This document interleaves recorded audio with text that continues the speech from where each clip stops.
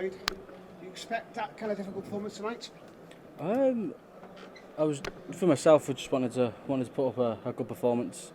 I knew it would be very tricky, but in the back room when we were bulling up and we were throwing some darts, I tried to figure out how to get myself into a rhythm for when I do go on stage, and I found the rhythm that I wanted. Do you wake up in the morning and think, 18 months on a tour, how have I got here? Is it still quite, what's the word? Is it still quite spellbinding? Yeah, it definitely is. I've said quite a few times, for us players and especially myself, there's not a lot of time to look back on what I've done, but I know deep down what I have done in the past and what I've done leading up to now, and long may it continue. You were trying to get away, you see the in-between, there's that episode where they're trying to run away from the French guy and he turned around, he's still there. That's what it felt like. You just couldn't get away from Andrew. He's just pulling back, and then the last like 2 180s, and you know, that's when champions do what you do. Yeah, I certainly had to there, especially against the darts. Had to pull it out of the bag. But for myself, I was happy to be in the lead throughout the game. But obviously at the end, he started to get a bit of momentum. The crowd wanted to go 2 clear legs, but I just had to do a professional job there and go out in 11. Do you care who you play next? Not really, but I'm sure we'll see some fireworks there now. Well done, mate. Luke, part of the way through that game, you looked frustrated with yourself. What was the reason behind that? Yeah, it was just obviously the doubles they weren't going in. I was happy to be leading all the way throughout the game, but I feel like I could have got the job done earlier on. But that's darts, and it dragged out a little bit longer. Look, the following that Andrew's got, were you surprised that perhaps he was the fans' favourite for a large parts of that game? Maybe not towards the end, but that middle spell, they really got behind him. Yeah, they certainly did. But for myself, I know if I hit a 180, they all cheer, they all get back on my side. But it was 50-50, but towards the end they wanted it to go 2 clear legs. But yeah, just had to get it done. What's going through your mind when he takes out that 127? Because you were there, sat there, waiting to pants to win it, and he takes that out. What goes through your mind at that point? Yeah, it's one of them things. He took his shot at the right time, and with the 160, I'm pretty sure I was on a 2-dart finish when he took that one out as well. But that's what these dart players do. They can ping shots whenever they want. But yeah, just glad to get over the line. For decades, they used to sing "Walking in a Taylor Wonderland." Here, this was his home. So what's it like at the end there when they're singing "Walking in a Little Wonderland"? Yeah, it means everything. I'm pretty sure it first started at my first World Championships, but just hearing the song, and obviously after a great legend at Phillies, he's been here plenty of times, won at 16, and I'm really looking forward to the semi-final. Luke, congratulations. We're kind of expecting Andrew to weaken as the game went on, because we saw that in the quarterfinals last year. Kind of dipped after the third session, but tonight he just kept that consistent pace all the way through. Yeah, obviously he had a few slack darts, and sometimes he'd leave like 3-4-5, 3-4-6, whilst I'm sat on like 260 summits, and then I know that even if he hits a 180, he's not going to leave a finish, and then obviously I can pounce on it.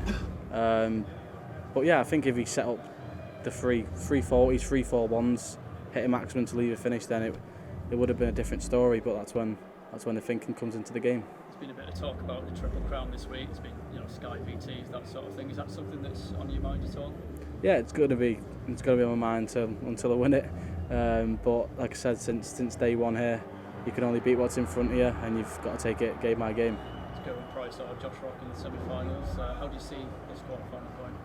Yeah, no idea. I think Gez is on 108, 109 for the tournament over 3 or 4 games. He's playing well. Josh he's been playing well for months and months now, but I'm sure it's going to be a really good game. Thanks, well played tonight, Luke. How much do you have to change your approach against someone like Andrew? Obviously the pace is a little bit different. Is it a different approach from yourself on stage? Yeah, it definitely is. Obviously the game with me and Jermaine, we get on with it, both quick players, but when you're playing someone like Andrew, he's not going to change for anyone, no matter who you are. He'll always do the same thing, throw by throw, dart by dart. But I just had to get myself into a rhythm, not throw it too quick, not throw it too slow. I think I pulled a fair few darts into the ones and the small 20s throughout that game. but the cover shots in the 19s were there for me tonight. I remember that first World Championship when you faced Andrew. You had that photo with him in the hotel before the match. You still speak to Andrew outside of darts, out in the practice room or whatever? Yeah, I don't think he's a big talker, Andrew. A lot of us players, we got on with our thing, and like Gary Anderson said, we're boring, so that's what we do. Luke, well done today on that performance. Against Jermaine, you said that's why you're world champion when you were coming back, and you're just proving it again, because when Andrew was to run to level it up, he pulled out, was it 11 darts, I think it was, to win the match? Yeah, then I think he hit like a ton or a 60, and then I've hit a ton of 180 left on 2-2-1, and I'm thinking to myself, get a treble, leave the 1-2-1 or even switch 1-2-4, but hitting the maximum showed more aggression, and then I just had to hit tops. Not sure if you're aware, but you broke another record in that match. Nobody's hit 18 180s in a match play quarterfinal before. I think it was 14 before. What's it like when you just go up there and 18 years old, just breaking all these records that you probably don't even know exist? I didn't even know. You're just knocking them down. How do you keep doing it? No idea. I didn't even know that this was a record for a quarter-final. I'm sure there's records for round one leading up to the final. But yeah, it's another record that I've ticked off, and hopefully I can go a few better in the semis. It's Gavin Price or Josh Rock next. You faced Gavin Price loads of times. He's beaten you quite a few times. You've beaten him. Have you ever faced Josh? I couldn't find any record of it. I'm not sure you have. Never played him. Seen on social media the past 24 hours. I think the fans would love to see me and Josh.